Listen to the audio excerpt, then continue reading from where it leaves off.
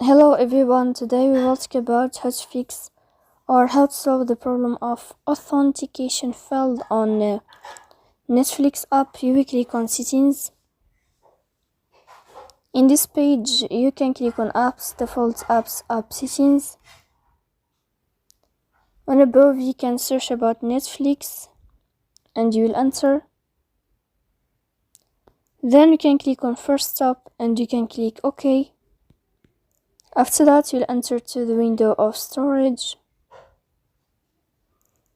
Here you can click on clear cache, but pay attention, don't click clear data because that can delete your account. In the end you can go to Play Store and you can update your app. So please don't forget to support us by like and subscribe. See you next time in another video, and thank you for your attention and your watching.